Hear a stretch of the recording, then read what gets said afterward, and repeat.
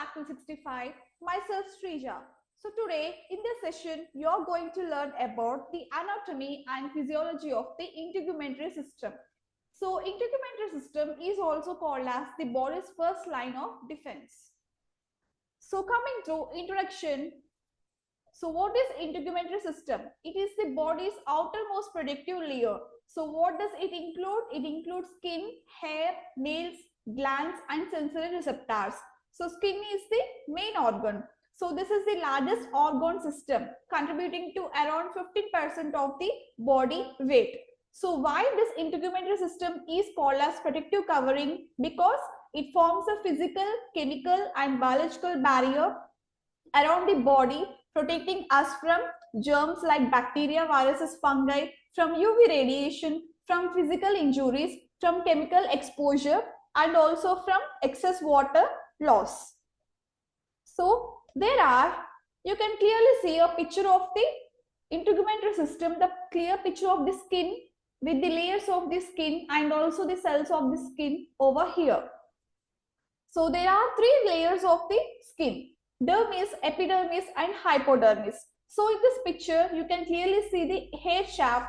So this is a visible part above the skin, and next to hair shaft you can see the hair follicle and hair root. This anchors the hair. They contains the blood supply and nerves, and you can also see the erector pili muscle. So what it is? It's a tiny muscle that pulls hair upright like goosebumps. So next, sebaceous glands, nothing but the oily glands. So they lubricate the skin and hair. It prevents drying and cracking. And you can see the ectocrine sweat gland and also the Pacinian corpuscle. So this produces the watery sweat for cooling. So there are the sensory nerve fibers which allow the perception of touch, brain and also the temperature. So the skin is the largest organ of the integumentary system. So this performs many essential functions and it is made up of three main layers. Epidermis, the outermost protective layer. Dermis, it's a middle supportive layer, and the hypodermis, it is a deep layer. So epidermis, it's a top layer that you can see and touch. So this is made up of the stratified squamous epithelial cells. It contains keratin. Dermis, this is a layer which lies beneath the epidermis and it is thick, strong and flexible. So this dermis layer, it provides nutrients to the epidermis. And hypodermis, it's a subcutaneous layer. It is also called a subcutaneous layer. So this is a deep layer for fat storage. So this provides insulation. It stores energy in the form of the fat. And there are also the accessory structures of the integumentary system.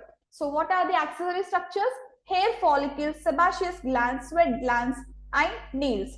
So these hair follicles, they produces hair which helps in production and sensation. Sebaceous glands, they lubricate skin and hair with the oil. So sweat glands are nothing but the ectocrine glands and apocrine glands. Whereas nails, so nails are this protects the fingertips and also sensory receptors like touch, pressure, pain and temperature. So what is the overall importance of the integumentary system? Together the skin and its accessory structures, they form the first line of defense against the injury, microorganisms, UV radiation, chemical exposure and dehydration. So it also helps to maintain from homeostasis, nothing but regulating the temperature.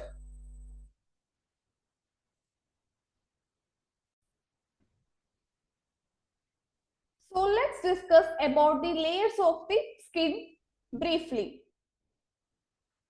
So epidermis, as skin, it consists of three main layers, right? Epidermis, dermis and hypodermis. So let's go into about epidermis. So what is epidermis? It's the outermost layer of the skin which is made up of the keratinized stratified squamous epithelium. So it is avascular and it receives nutrition from the dermis by diffusion. So its main functions are protection, waterproofing and barrier formation. So this epidermis, it consists of 5 layers. So what are the 5 layers? Layers from deep to superficial. Stratum basilae, you can clearly see here the picture. You can see the layers and also the cells of the epidermis in this picture. And the stratum basilae, stratum spinosum, stratum granulosum, stratum lucidum, and stratum corneum. So these are the 5 layers of the epidermis. And you can also see the cells of the epidermis like keratinocyte, melanocyte, Langerhans cells, and also the Merkel cells. So let's talk about the cells of the epidermis.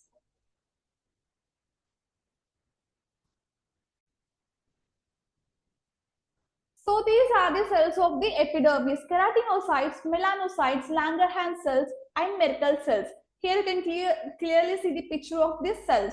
So what are keratinocytes? These are the most abundant cells of the epidermal cells. So they consist mostly about 90% of the complete epidermal cells. It produces keratin, so which helps in toughness and waterproofing, like it also provides the strength. So this originates in the stratum basale, the first layer of the epidermis, and it moves upward.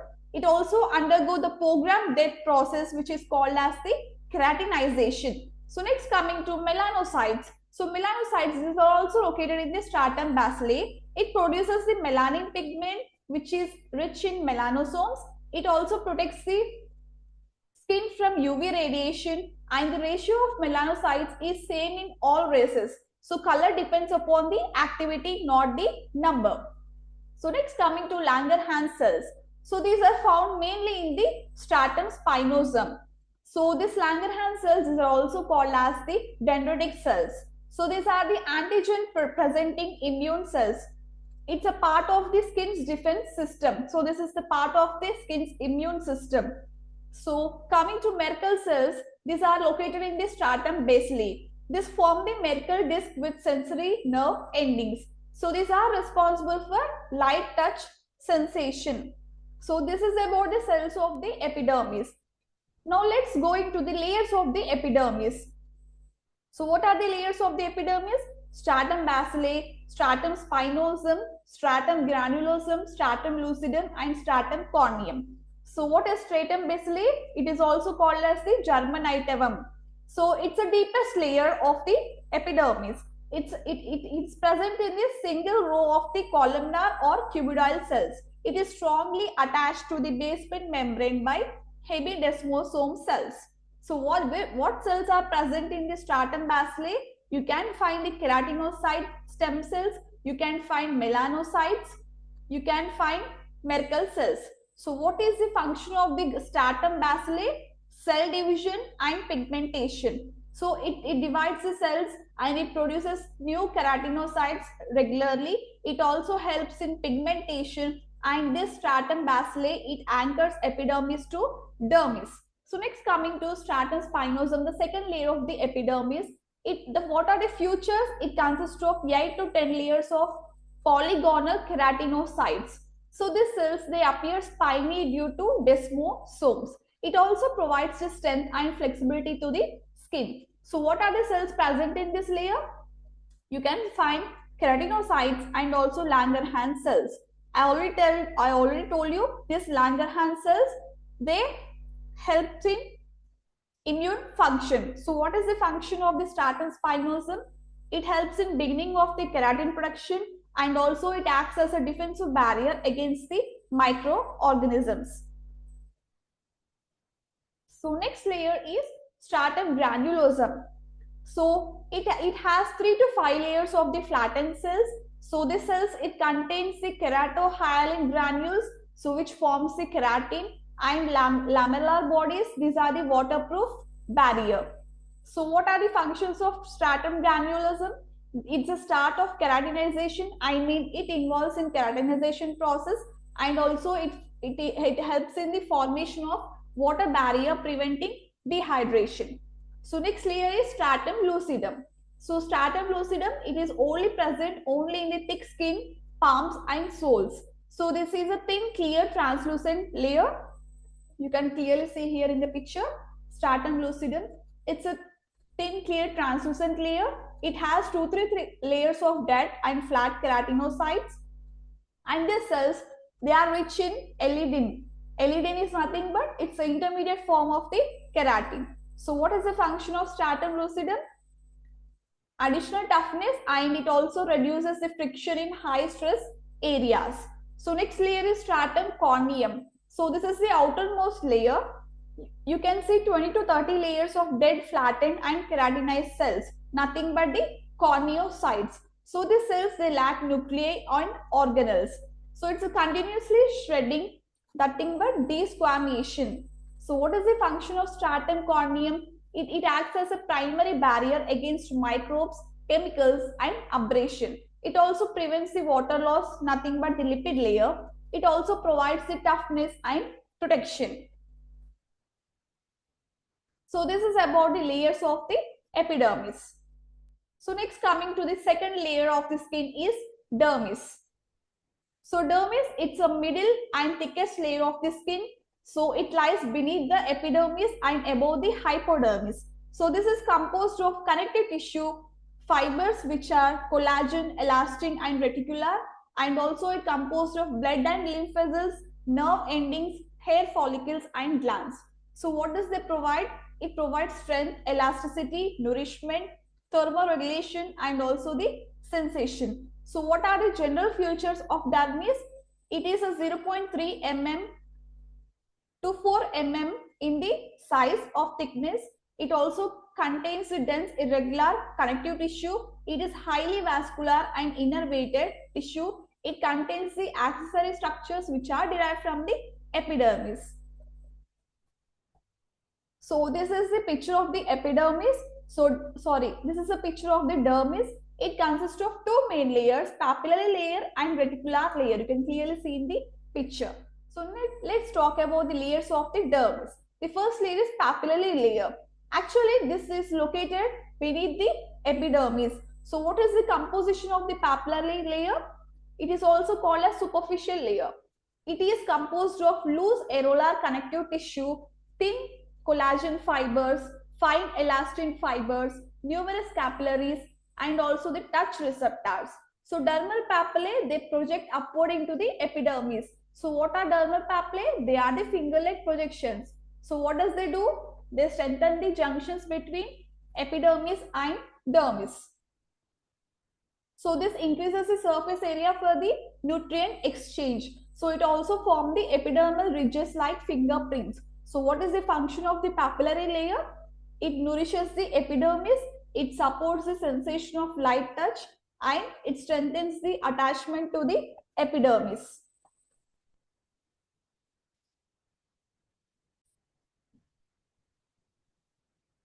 So next to papillary layer, it is a reticular layer which is a deep layer of the dermis. It is a deeper and thicker layer which contribute about 80% of the complete dermis. So how it is composed? It is composed of dense irregular connective tissue. It is composed of thick and collagen bundles, type 1 and type 3 collagen bundles. It has elastin fibers which helps the flexibility and recoil. It has reticular fibers which helps in supportive mesh, and it also has the Pacinian corpuscles which play a role in deep pressure and vibration. So what are the contents of this reticular layer? Hair follicles, reticular fibers, and also the Pacinian corpuscles. So hair follicles, it also consists of the sebaceous glands, the sweat glands which are the echocrine and apocrine. It also has the erector pili muscles, blood vessels and lymphatics, nerves and sensory receptors. So what is the function of the reticular layer? It provides strength and elasticity to the dermis. It houses the accessory structures and it plays a support role for the thermoregulation of the blood vessels. It also provides a deep pressure sensation.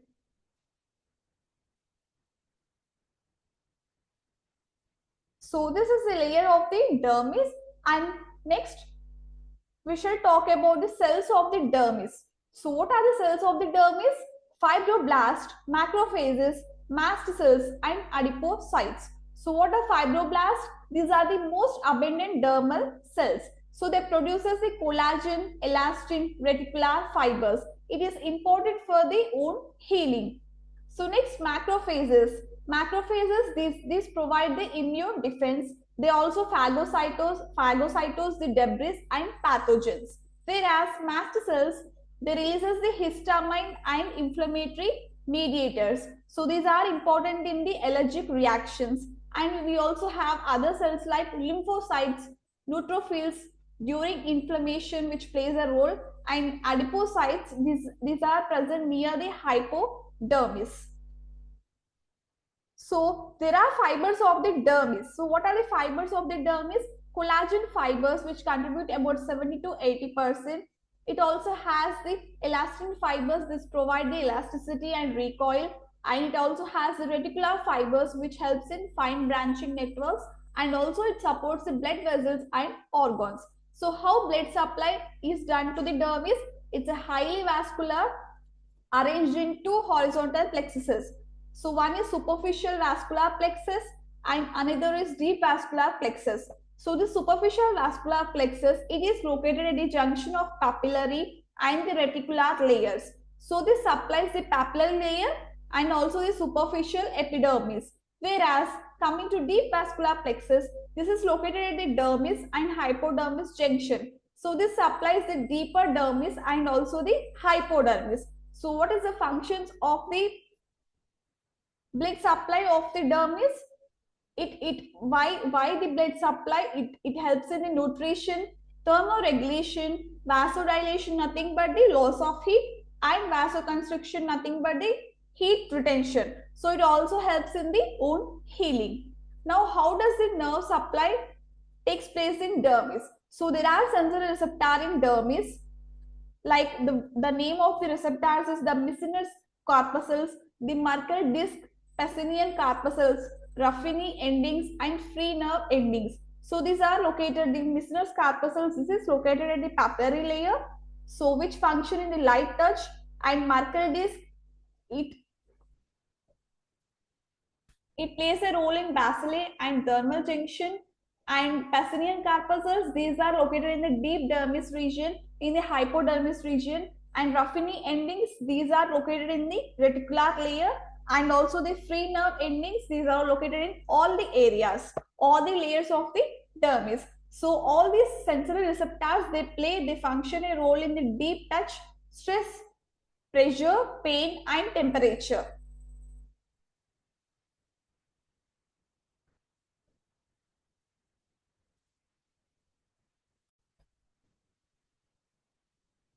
So here there are the pictures of the cells of the dermis, that is fibroblast, adipose tissue, mast cell, and macrophages.